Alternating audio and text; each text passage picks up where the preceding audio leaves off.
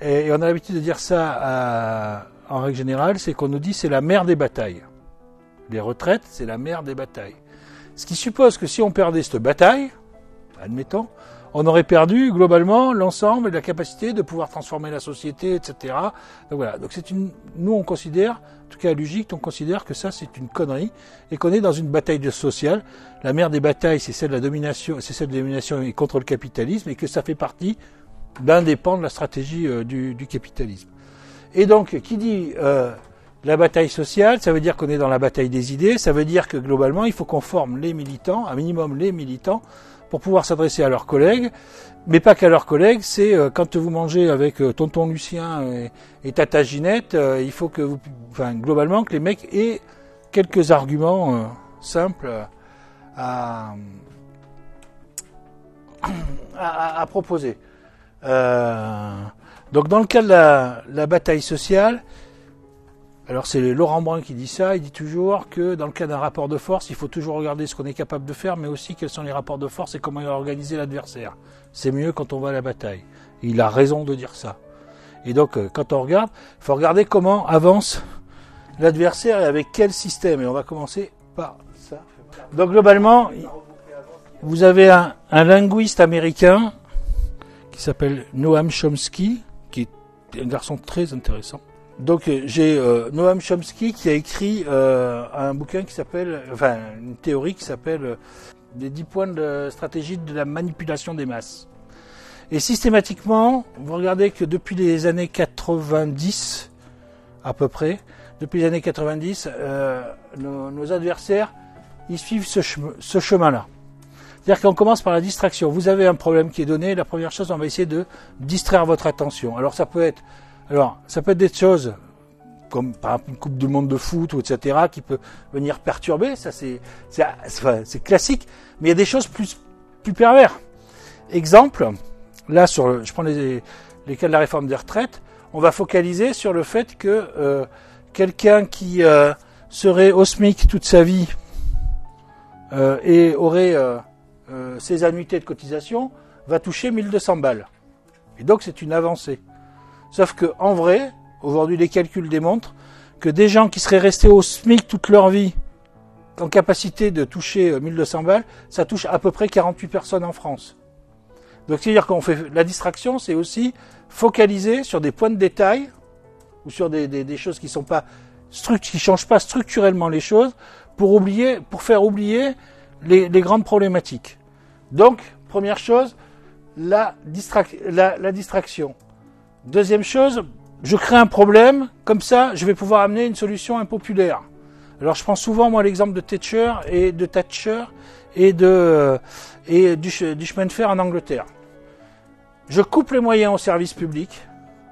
J'ai une qualité de rendu qui est absolument dégueulasse, avec des retards, ça nous parle, ce genre de choses, avec des retards dégueulasses. Qu'est-ce que font les gens ? Ce qui est assez naturel, ils demandent à ce qu'on change de système, et globalement, c'est quasiment la population qui demande les privatisations. Donc, ça permet de faire passer des solutions qui, au départ, paraissent complètement impossibles. Donc, je crée le problème et j'amène la solution. La gradualité est différée. On est un peu sur les mêmes choses.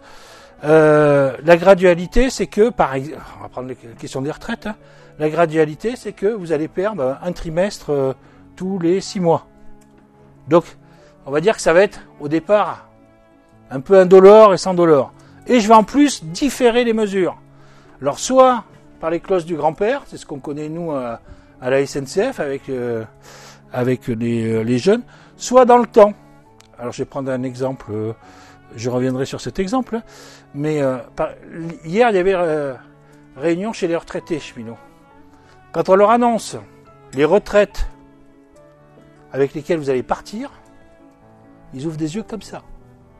Il n'y a pas un retraité qui a conscience des problématiques. Mais c'est normal. Si on dit... alors, il y a l'exemple du tract qui est plutôt pas mal, mais l'exemple de Fred Cueil et de son père. Son père est parti il y a 20 ans avec 1400 balles. Fred Cueil, avec le même nombre d'annuités, il part avec 1100 et quelques 1130 euros, en ayant à peu près les mêmes annuités. Mais ce qui veut dire que déjà, Vous avez donc, je rappelle, un D15, ça veut dire quand même c'est un agent de maîtrise, qui va partir au bout de 37 ans avec une pension qui est en dessous du minimum de pauvreté en France. Et pour rattraper à peu près la pension de son père, il va déjà devoir aller à peu près jusqu'à 63 ans. Et encore, je compte pas l'inflation là-dedans. Donc, c'est pour montrer ce qu'on a. Et ça, aujourd'hui, c'est ce que j'appelle le fait que ça soit différé.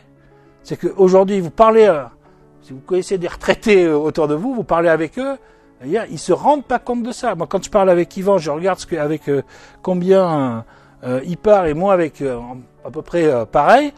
On a, je sais plus, 900 balles d'écart par mois. Et 800 balles par mois, c'est pas une paille. Infantiliser le public. Très simple, hein. Aujourd'hui, vous n'avez pas compris. Vous entendez ce que dit le gouvernement. On va faire de la pédagogie. Alors, je rappelle, la pédagogie par nature, c'est pour les enfants. D'accord? Donc, on fait de la pédagogie. Et puis, comme vous n'avez pas bien compris, vous avez des ressucés de pédagogie, etc. Mais bon, d'où de la pédagogie. Voilà. Donc, on va utiliser les émotions. Donc, à des moments, on va vous parler, par exemple, des carrières de ceux qui ont commencé, qui ont beaucoup peiné dans leur vie, et donc qui ont commencé avant 16 ans. Sérieusement, aujourd'hui, alors, moi je suis d'une génération où les mecs ont commencé avant 16 ans, il y avait des arpettes, etc. Mais aujourd'hui, il y en a quand même de moins en moins des gens. Donc on va vous faire pleurer sur des sorts d'une partie du public, mais en fait, on va générer de l'émotion. Mais en fait, on n'est pas sur des choses qui sont structurelles. On est sur des niches.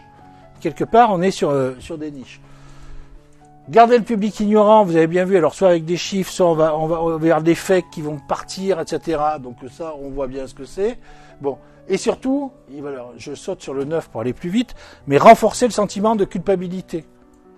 C'est-à-dire que, alors, ça passe par, ils ont un régime spécial, les privilégiés, bon, ça on connaît, on a un peu l'habitude, mais ça va être aussi sur la situation des femmes. On va générer des sentiments de culpabilité. Voire, on va vous parler beaucoup de ceux qui gagnent beaucoup moins que vous.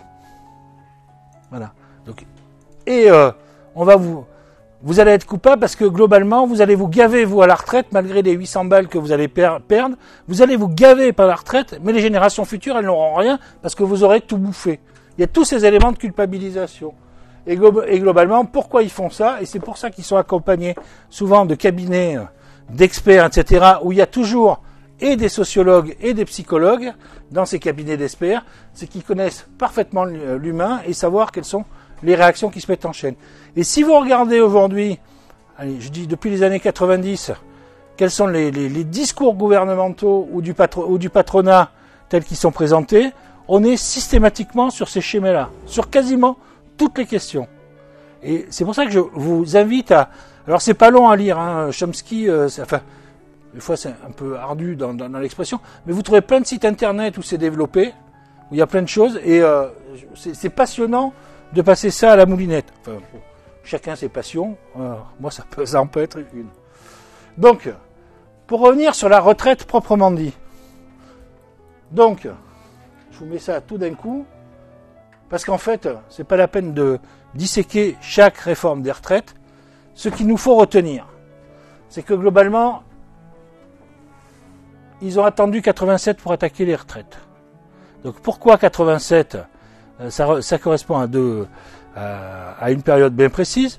C'est que quand les retraites, quand Ambroise Croizat, etc., imagine la CGT, imagine un système de retraite, on est au sortir de la guerre, c'est le Conseil national de la résistance. Le patronat a largement collaboré en France. La fameuse phrase « plutôt Hitler que le Front populaire hein, », que manipuler le patronat.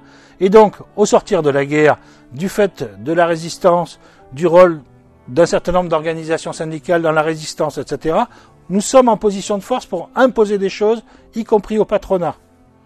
Et le patronat va attendre tranquillement de pouvoir mettre des coups et d'être en situation de force, c'est-à-dire affaissement d'une gauche, j'aime pas employer ça, radicale, mais en tout cas d'une gauche de transformation sociale, politiquement, et aussi le fait que la CGT perd un certain nombre d'adhérents de façon très significative, et à la fin des années 80, le fruit est bon, le fruit retraite est bon à ramasser, et donc ils attaquent, et ils mettent leur stratégie en place pour venir aller nous piocher dans les 40 années d'acquis. Et donc ils y sont allés, on est bien d'accord, hein, tout le monde comprend, hein, on y va graduellement, d'accord, et toutes les mesures sont différées. Vous n'avez jamais, en matière de retraite, vous n'avez jamais une retraite qui s'applique immédiatement. C'est toujours différé dans le temps. Et nous, on est en difficulté, il faut qu'on se le dise. On est en difficulté parce que pour mobiliser, on mobilise assez facilement en réaction sur une chose qui nous paraît dégueulasse, mais sur une chose qui va vous tomber dans 5-6 ans, c'est beaucoup plus compliqué. Surtout que tout le monde n'est pas touché en même temps. Donc je mets aussi, bon, à côté des lois sur les retraites, il y a évidemment les accords. La constante pour la CGT. La CGT n'a jamais signé un accord sur les retraites et sur les accords sur à la fois les accords et sur les lois, on s'y est jamais inscrit. Contrairement à d'autres organisations syndicales. Le principe qui a prévalu dans la période, c'est dire, on n'est pas sûr, enfin on n'est pas sûr, mais on est certain que il n'y a aucune amélioration pour les gens. Donc, nous ne négocions pas la régression sociale, on la combat. Voilà. Ça a été la ligne de conduite simple toutes ces années. D'autres ont fait d'autres choix. D'autres ont considéré que dans le cadre du capitalisme, il y avait des choses à gratter, ou en tout cas, ils ont négocié ce qu'on appelle ou la longueur de la chaîne, ou la couleur du boulet, comme vous voulez, mais globalement, de façon à ce que ça saigne moins, dans ce cadre-là. D'accord ? Mais nous, on est resté un peu droit debout dans nos bottes, comme on dit, avec certaines victoires. Hein, 95 en fut une. En tout cas, ils ont reculé en face, à défaut qu'on ait gagné, etc. Mais nous, donc, dans l'objectif, il faut bien comprendre pourquoi je parle de ça. L'objectif, c'est bien qu'on revienne sur des situations d'avant 87, puisque toutes ces années-là, toutes ces 40 et quelques années, on a 30 et quelques années, on a perdu un certain nombre d'acquis. Donc, ce qui est important de retenir, d'accord, c'est que c'est à partir de la fin des années 80, ça avait été annoncé dès 1983 par Jacques Delors. À l'époque, il avait dit on ouvre une parenthèse libérale. Le premier gouvernement de gauche de 81, donc en 83, c'est ce qu'on appelle le tournant, mais la formule c'était celle-là de Delors. On ouvre une parenthèse libérale, ils ont oublié de la fermer et ça va jusqu'à 87 et après derrière ce qu'on a subi. Donc, se rappeler que c'est aussi le rapport de force qui fait ça. Donc, le résultat, donc, globalement, on a bien compris qu'il y a eu des changements profonds. Ça peut s'entendre, un changement ou une réforme, ça peut s'entendre si on veut changer la dot parce que le système ne fonctionne pas. Or, si on évalue la question des retraites avant 87, c'est-à-dire que en 1970, il y a 28% de pensionnés qui sont pauvres, qui sont sous le seuil de pauvreté. En 1997, alors pourquoi 97 ? Parce que c'est ce que je vous ai dit avec le côté différé, c'est-à-dire que les premières mesures 87, il faut 10 ans pour les avoir véritablement en œuvre. Donc en 97, avant donc que les mesures se mettent en place, on est tombé à 4,7% du taux de pauvreté, sur le taux de pauvreté, de pensionnés qui sont pauvres. Donc ça veut dire que, globalement, le système, je parle bien, si je mets l'humain au cœur du dispositif et dans le but d'un système de retraite, ça veut dire que on était sur un système qui fonctionnait, qui a sorti les gens de la misère. Donc c'est ça qu'il faut avoir en tête. Donc, c'était l'idée, parce que l'idée, alors je recite Ambroise Croizat, hein, c'est de permettre aux hommes d'être à l'abri du besoin et de faire de la retraite non plus une antichambre de la mort, mais une nouvelle étape de la vie. Voilà, c'était atteint. On est sur un objectif humain atteint en France.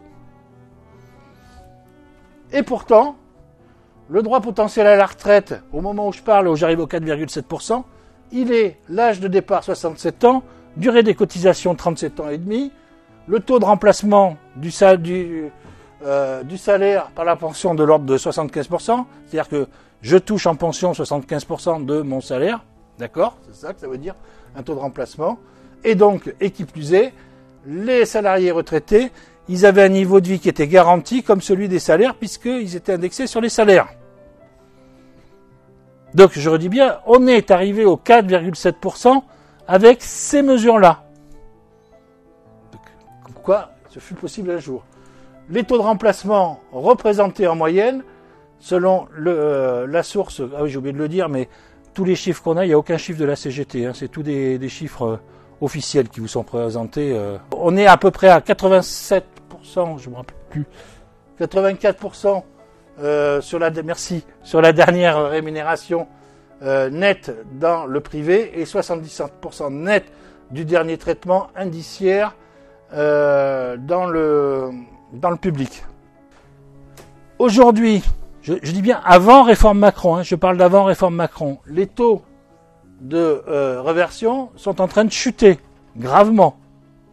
Alors, il y a un petit piège sur les chiffres, vous verrez que les femmes sont mieux servies que les hommes par catégorie. Pour une raison simple.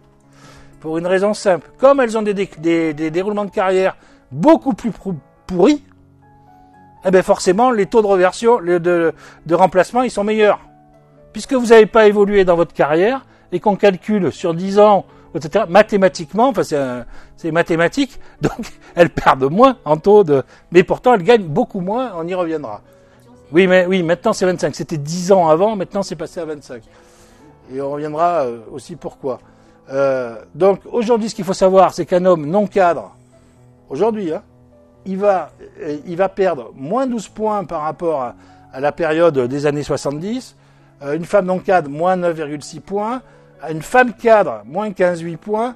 Et l'homme cadre, moins 22,3 points. C'est-à-dire que globalement, ce qu'on est en train de dire, c'est que quand vous entendez la petite musique, notamment agitée par certaines organisations syndicales un peu populistes, qui sont tentées à faire du populisme.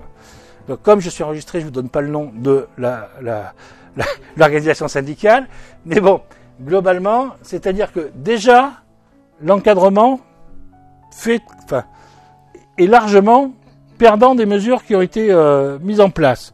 C'est ça qu'il faut le retenir. Si vous regardez, ça c'est les salaires, ça c'est les prix, hein, si je regarde la courbe, etc., la désindexation sur les salaires a fait perdre naturellement, a fait déjà chuter les pensions, de fait. Donc a appauvri déjà le système, de façon considérable. Ce qui donne derrière que si je regarde le niveau de vie des pensionnés aujourd'hui, donc on voit qu'on est c'est ce qu'on expliquait, sur une ascension, puisqu'on arrive au fameux 4,7% par rapport, et donc on compare par rapport à la moyenne des actifs, donc on arrive à peu près au 100%. Alors sachant que pour les pensionnés, c'est toujours compliqué de regarder ça, puisque comme les valeurs du patrimoine rentrent dedans, on n'est pas sur du reste à vivre. C'est-à-dire que généralement, le retraité, il a une baraque, un machin, un appartement, etc. Et donc ça rentre dans les valeurs patrimoniales, donc ça rentre là-dedans. Ce qui est sûr par contre, c'est que selon l'INSEE, les pensions de retraités avec les mesures actuelles, sans prendre celles de Macron, on va vers une chute qui nous ramènerait tendanciellement, après les années 2070, après les années 2070, vers les taux de 1970. Dont je rappelle que je vous ai dit qu'en 1970, on avait 28% de pensionnés qui étaient sous le seuil de pauvreté. Donc on tend vers ça aujourd'hui. Donc ce qui est important de retenir, c'est que les effets cumulés de la baisse du taux de remplacement et de la désindexation des retraites sur les salaires font s'effondrer le niveau de vie moyen.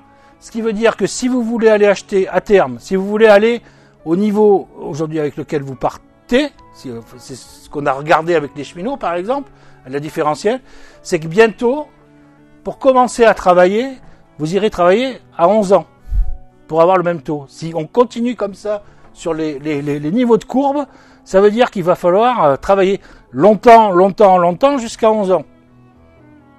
Surtout avec les incidents de parcours. Parce que comme en même temps ils ont fragilisé les contrats de travail, et que vous avez de moins en moins de CDI, vous êtes de plus en plus en CDD, vous avez des contrats de chantier, etc.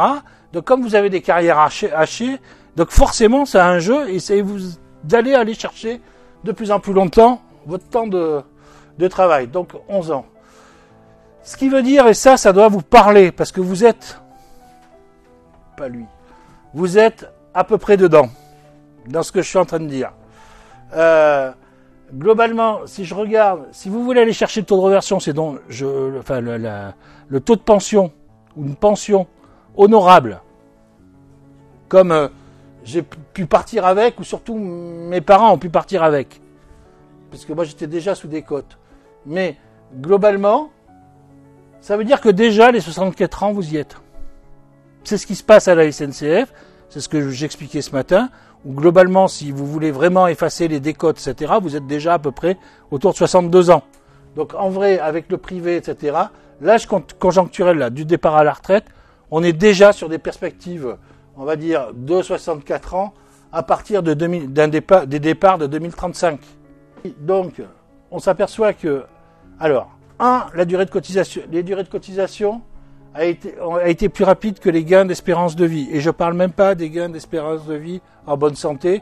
Et pour quelqu'un qui était malade, grave mort, un an après son départ à retraite, je sais ce que ça veut dire.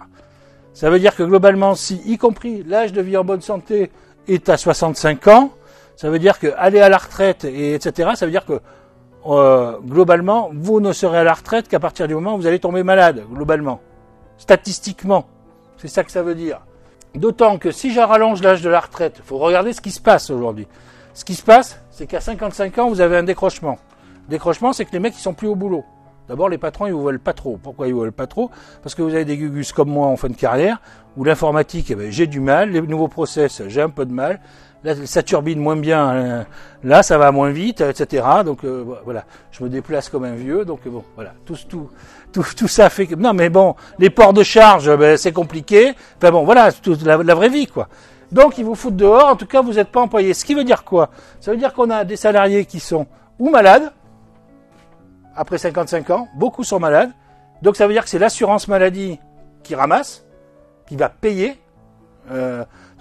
ou vous êtes au chômage, mais là, comme ces espèces d'empaffés, ils sont en train d'avoir raccourci les durées d'indemnisation du chômage, ça veut dire que vous n'êtes pas au chômage, mais vous tombez au RSA, donc vous tombez sur le discours de les mecs qui sont chômeurs, ils sont feignants, etc., et il faut qu'ils travaillent, etc. Je rappelle, en Allemagne, 70 ans à peu près. Hein. Donc globalement, on va faire payer à d'autres systèmes de la protection sociale la question des retraites. Et donc, comme les caisses vont être déficitaires, je vous renvoie à Chomsky, c'est-à-dire qu'on est en train de créer un problème pour pouvoir attaquer l'autre problème en disant ça ne fonctionne pas, il faut changer de système. Parce que c'est ça qui est en jeu, en fait. Derrière ça et derrière l'employabilité des seniors, ou la non-employabilité réelle des seniors, c'est que globalement, on est en train de créer un problème, et ce problème va être rattrapé, et ils vont nous dire il y a problème, et donc on va morfler sur le reste après Ce qui est important de retenir, c'est que le recul de l'âge de départ n'améliore pas le taux d'emploi. Puisque de toute façon, y compris, d'ailleurs, le patronat, est-ce que vous l'avez entendu sur cette question-là? Alors le coût de l'index, je vous le fais, hein, je m'adresse aux filles, il y a un index maintenant aujourd'hui sur les emplois féminins dans les boîtes. D'accord? Est-ce que l'index, est-ce qu'il a fait évoluer la situation de la rémunération des femmes Donc vous êtes sanctionné si vous ne publiez pas un rapport qui dit combien vous employez de seniors. Mais ça n'oblige pas à employer les seniors. C'est juste dire. D'accord. Donc on est bien là aussi. Voilà. Et donc c'est ce que je vous expliquais. Report sur la maladie, etc. Les grandes perdantes, là aujourd'hui, alors que je parle, avant même les réformes Macron, c'est les femmes. Donc, la pension à droit direct est inférieure à 42% sur leurs droits propres. Quand on vous entendait des fois à 29% aujourd'hui d'écart, c'est parce qu'il y a les pensions de reversion qui sont calculées dedans. Mais c'est pas vous qui vous êtes octroyé ces droits. On est bien d'accord. C'est du fait que vous ayez supporté un mec pendant de longues années qui fait que vous touchez une petite compensation. C'est la vraie pénibilité peut-être. Et les femmes partent en retraite 1 an plus tard que les hommes, et surtout, une femme sur 5 attend 67 ans aujourd'hui pour partir. Voilà, donc dans tous les cas, dire aujourd'hui qu'il y aurait peut-être dans les manifs à réactiver l'érosie, ou en tout cas à ce que les femmes elles se montrent dans les manifs, il y a un vrai intérêt.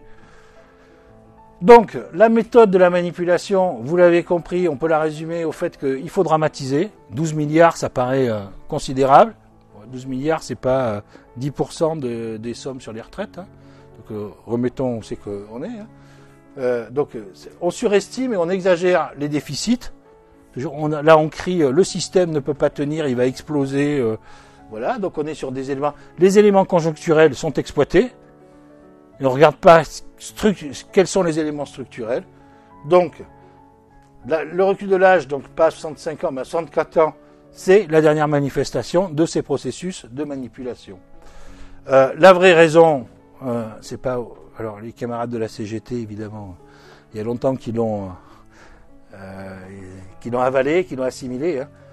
C'est le fait que, globalement, c'est la financiarisation de l'économie, c'est-à-dire que la petite musique, alors que moi j'avais déjà quand je suis rentré à la SNCF, vous ne toucherez pas à votre retraite, donc il faut passer à la capitalisation. Elle est là, et pour une raison simple, c'est parce qu'il y a un vrai marché en France. Aujourd'hui, la capitalisation sur les retraites, c'est 10,6%, quand vous êtes sur des sommes considérables ailleurs. Y compris vous capitalisez pour vos enfants. C'est pour ça qu'on dépasse dans les foyers les 100%. Alors, sur les capitalisations, sur les PERP, donc les plans d'épargne retraite, etc., il y a un truc qui n'est jamais dit dans la chanson. Ce qui n'est jamais dit dans la chanson, c'est... Alors, moi je l'ai découvert entre autres en allant dans les syndicats finances publiques. C'est sympa d'avoir, c'est là où c'est important d'avoir des camarades de la CGT, partout. C'est que l'article 83 du Code des impôts stipule que même que ni le capital ni les intérêts ne sont garantis. C'est-à-dire que quand vous prenez un pan, je sais pas, préfonds, quand vous étiez prof, etc., je sais pas, nous à la SNCF, je sais plus lequel c'est. Bon, enfin bon, quand vous investissez, donc, vous prenez un plan d'épargne retraite. En fait, ils jouent avec votre argent. C'est-à-dire que le plan d'épargne retraite, il va faire que investir sur les marchés. Il se sert, là, mais s'il perd du pognon, c'est vous qui perdez du pognon. C'est pas eux qui perdent du pognon. S'ils font des mauvais placements, vraiment, c'est à qui perd gagne, ce jeu. Avec ton fric. Mais non, mais, voilà. S'il gagne, il ramasse du pognon. Si tu perds, c'est toi qui payes. T'es toujours perdant. Voilà. Mais ça, je veux dire, quand vous discutez avec les gens, l'article 83 des impôts, personne ne vous en parle, quoi. Personne ne vous en parle. C'est-à-dire qu'on vous dit qu'il faut investir. Ce qui fait que, alors, c'est là où il faut avoir confiance des fois aux jeunes, notamment aux jeunes cadres. Aujourd'hui, ce qu'ils nous disent, c'est que les camarades là, qui sont dans les finances publiques, en disant, les jeunes cadres, ils investissent aujourd'hui dans des studios, etc., qui vont louer, c'est-à-dire qu'ils font même pas confiance aux banques, pour faire simple. En fait, ils investissent dans l'immobilier pour pouvoir construire leur retraite plus tard. Y compris d'ailleurs, ils sont dans des situations où ils nous disent, ils louent leur propre appartement, mais ils achètent un truc pour louer à côté pour pouvoir se constituer un capital à terme. Donc les trois questions centrales quand on parle des retraites, système par répartition ou par capitalisation, ça on l'a vu, système à cotisation définie ou à prestation définie, c'est ce qu'on va voir là justement, et pilotage de la gestion par les salariés ou pilotage étatique, extrêmement important, parce que là on a un souci y compris dans la NUPES, donc j'y reviendrai. Cotisation des actifs. Les cotisations des actifs, on rappelle, ça finance les pensions des retraités, et deuxièmement, je vous demande de retenir ça, la constitution de vos futurs droits. Et c'est très important. Pourquoi ? Parce que les deux systèmes de retraite, à peu près qu'on connaisse, c'est soit à prestation définie, c'est-à-dire que vous avez un pourcentage garanti de vos derniers salaires, ou alors vous avez un autre système qui est à cotisation définie, c'est-à-dire que globalement, on va dire, allez, les pensions, ça doit représenter 14% du PIB, et donc on va partager le gâteau avec tous les retraités sur les 14%. Ce qui fait que si vous êtes sur des générations, alors si le PIB baisse, eh bien vos pensions baissent. S'il y a une arrivée massive de retraités, vos pensions baissent. Alors, on est dans un effet dit malthusien, hein, c'est ça, c'est le fameux partage du gâteau. Donc c'était ce qui a été mis en place en Suède, et c'était notamment avec le système à points, où globalement ils ont perdu, je passe vite, hein, mais ils ont perdu 10% en 4 ans. D'accord ? Ce qui est vrai d'ailleurs sur les points Agirc-Arrco, puisque l'Agirc-Arrco est un système à points. Je parlais de la répartition. Si je regarde les cotisations employeurs sociales, on était à plus de 70% des cotisations employeurs dans les années 80. Nous sommes aujourd'hui à au-dessus de 40%. D'accord ? Ça veut dire qu'aujourd'hui, la solidarité, elle ne se fait plus par les cotisations sociales. Elle se fait par l'impôt, et notamment la CSG. Alors, deux choses. Un, et c'est important d'intégrer parce que là-dessus, nous sommes seuls. Ou quasiment seuls sur la place politique. Ça veut dire que là, quand je suis sur des cotisations, c'est les organisations syndicales avec le patronat qui gèrent ces cotisations. C'est-à-dire que là, il y a la démocratie sociale qui joue, etc. Si je suis sur un système d'impôts, donc vos impôts vont dans le budget de l'État, d'accord ? Et c'est ce budget, par exemple des CSG, rien n'empêche le gouvernement d'aller financer des chars, puisqu'il n'est pas fléché. Le propre d'un budget de l'État, c'est qu'il n'est pas fléché. C'est le choix politique qui le flèche. Et c'est un vrai sujet, c'est-à-dire que l'argent de vos cotisations sociales, des cotisations sociales, il peut être destiné à autre chose. Et donc il y a un vrai débat, y compris dans la gauche, aujourd'hui, à savoir le poids de la CSG. Et donc nous, à la CGT, nous ne sommes pas pour la CSG, nous ne sommes pas pour l'impôt, mais pour la cotisation sociale. Parce que ça nous garantit de ça. Deuxièmement, je vous fais remarquer que pour ceux qui pleurent tout le temps, quand on était au-dessus de 70% en cotisation patronale, il y avait 39 milliards de cotisations patronales dans les années 80. Aujourd'hui, avec 40%, je suis à 149 milliards. Ça indique quoi ? Ça veut dire que ça indique qu'il y a eu un taux de productivité extraordinaire depuis les années 80. Sauf que la question qu'on peut se poser, c'est cette productivité, elle est passée où ? Elle profite à qui ? Chiffre à l'appui.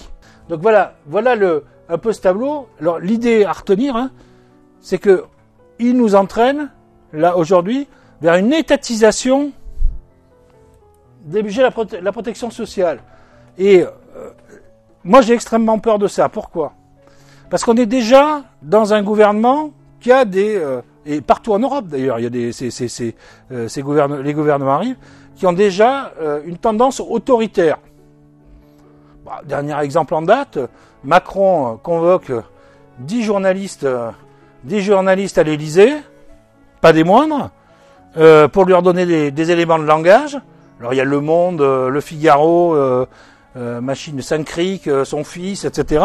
Ils sont là, et dans les 2 jours qui suivent, dans tous les journaux, les éléments de langage qui sont sortis de l'Élysée, puisque ça a fuité, ils sont dans ces journaux-là. C'est-à-dire que, y compris le 5e pouvoir, dans laquelle c'est séparation du pouvoir, aujourd'hui, il est lié à l'État. Donc, ça veut dire qu'ils ne craignent plus rien, et qu'aujourd'hui, une fois de plus, l'objectif, c'est faire main basse sur le grisby que représentent les cotisations sociales, et de pouvoir les flécher comme ils veulent.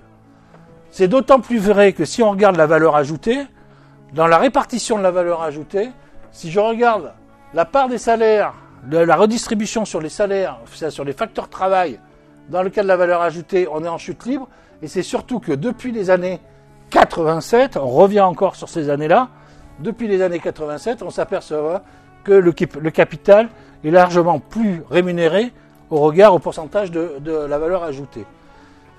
Ceci est important aussi parce que on entend la musique de dire qu'il faut que ce soit les cadres qui payent plus, c'est-à-dire pour la retraite, et qu'ils soient plus solidaires.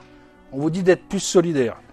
La réalité, c'est avec la réforme des retraites, aujourd'hui, en 2062, les cadres auront un taux de remplacement de 51%. Qu'est-ce que ça veut dire 51%? Ça veut dire que là est en train d'être créé un système où les cadres vont porter comme revendication, on veut sortir du régime général. Parce qu'aujourd'hui, on peut pas vous demander de cotiser toute votre vie pour ne toucher que 51% de votre salaire. Vous allez forcément chercher des éléments de capitalisation derrière en disant, si je fais un retour sur investissement, il est tellement faible que c'est pas jouable. Mais en fait, déjà, on est à 51%. Sauf que si les cadres, parce qu'en 45, ça a été compliqué d'avoir les cadres dans le régime général. Croizat, il a beaucoup négocié. D'accord ? Mais si les cadres, ils se barrent du régime général, c'est l'ensemble du régime qui se casse la gueule et qui peut pas tenir. C'est-à-dire que c'est un fruit mûr qui tombe. Ils auront mis le temps, mais globalement, il leur tombe dans les bras tout cuit. Et dans ce qu'on avait dit dans le cas de Noam Chomsky, les trucs de la manipulation. On est bien sur un phénomène où je crée un problème, etc. Je crée le problème que les cadres ici ne reconnaissent pas. Ils demandent à sortir, ça fait tomber tout le régime. Et globalement, la solution, c'est la capitalisation. On est bien là sur je crée un problème, je sais que le problème va se créer, et c'est moi qui le crée avec des éléments qui le créent pour pouvoir ramasser la mise à la fin.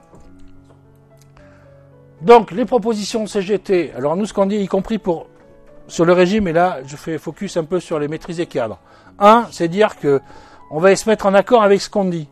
Si aujourd'hui un jeune qui est en formation, c'est un salarié qui est en formation, ce qu'on a toujours dit à la CGT, à ce moment-là, il faut que les années d'études comptent dans le calcul de retraite.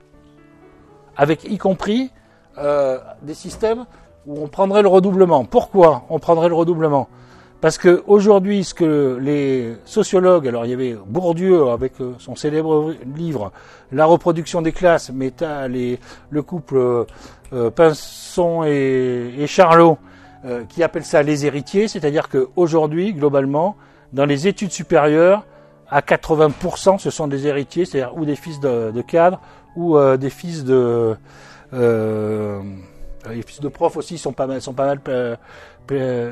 placés. Mais globalement, il y a une reproduction des classes sociales qui est extrêmement importante dans l'éducation nationale, qui est accentuée d'ailleurs, je fais une parenthèse, par la métropolisation, et ça on s'en rend pas. Alors, comme vous êtes jeune, vous vous en rendez pas compte encore, mais vous allez voir ce que c'est.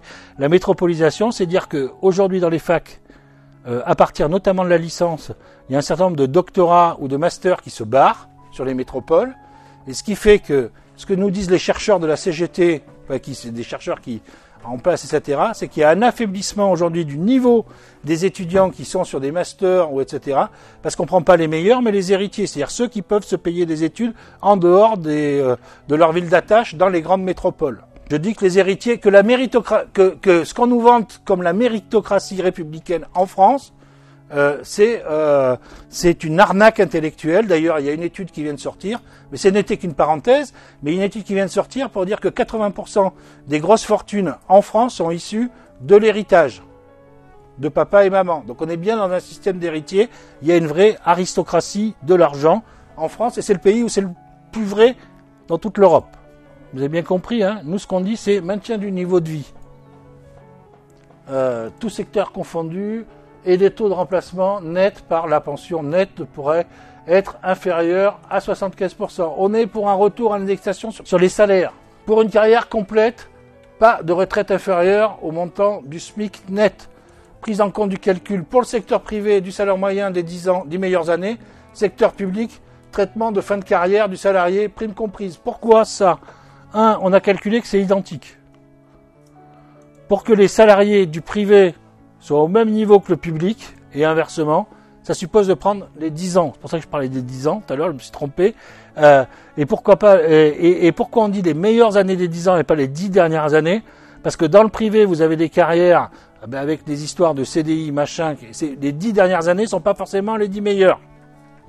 Donc c'est pour ça qu'on est sur les 10 ans. Et nous, évidemment, pour le public, ça, vous savez ce que c'est, etc. Les ressources de financement, alors je vais faire du classique, hein. On revient sur des trucs basiques, hein. 150 milliards d'aides aux entreprises, 60 millions d'exonérations fiscales, 91 milliards d'exonérations de cotisations sociales, et dont 20 milliards de cotisations de retraite. Je souligne deux choses.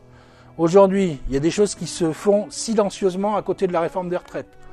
Les deux choses qui sont en train de se faire, c'est que, sur la caisse, accident du travail, maladie professionnelle. Ils sont en train de vouloir exonérer les patrons. Là-dessus, considérant que la caisse, il y a un fonds de roulement qui est assez important. C'est une façon encore d'exonérer sans afficher des exonérations sociales. Ça tombe pas dans les mêmes budgets. Mais n'empêche que ce qu'ils appellent le coût du travail, ils vont l'alléger encore là-dessus. Ça, c'est le premier point. Et le deuxième point, avec le rapport Gardette, cher à une de nos camarades dans l'UD, qui siège à l'URSSAF, le rapport Gardette, c'est dire que ils veulent fusionner l'URSSAF et les finances publiques en faisant une grande agence de recouvrement en France. Ce qui veut dire que là, par rapport à la CSG, ce que j'expliquais tout à l'heure, ça veut dire que les cotisations sociales, vous suivez toujours, hein, les cotisations sociales qui sont collectées par l'URSSAF seront mélangées avec les finances publiques, qui est l'impôt. Et là, c'est réglé. Ils ont réglé, ils ont attaqué le tout par tous les côtés.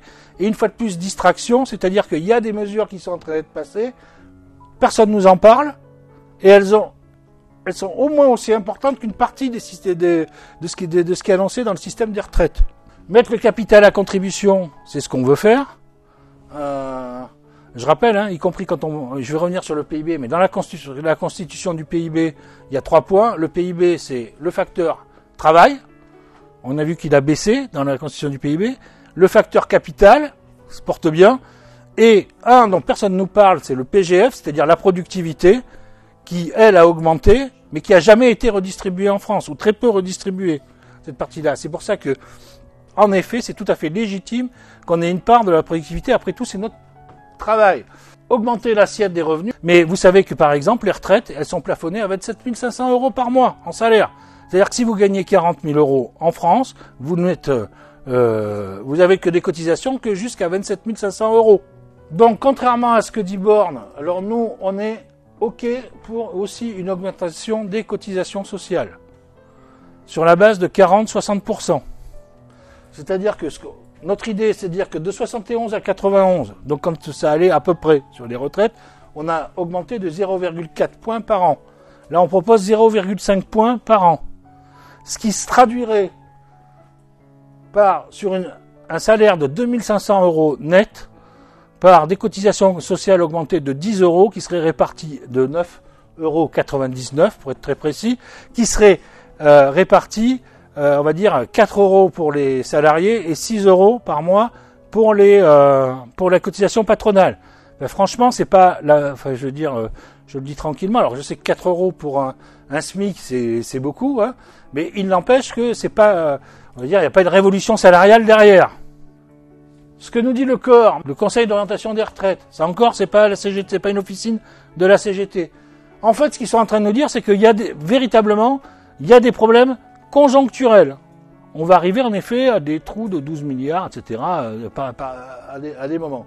Enfin, 12 milliards sur un budget de l'État, c'est pas non plus la mer à boire. On est bien là sur le choix politique, sur quelle société on veut. On est là-dessus. Après tout, on sait, si je regarde le CICE, ce qu'ils ont donné en CICE, sans contrepartie d'emploi, je veux dire que bon, les 12 milliards, ils sont trouvés. Donc, on est bien sur des choix donc de société. Le corps, il nous explique ça en fait.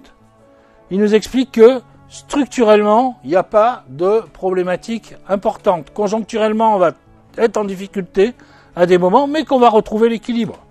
À tel point que si je prends un indicateur, j'allais dire de droite, ou en tout cas manié par le camp d'adversaires, les capitalistes, c'est-à-dire le produit intérieur brut, qui n'est pas un indicateur CGT. Tout à l'heure, je vous parlais de l'IDHE, l'indice du droit humain, du développement humain.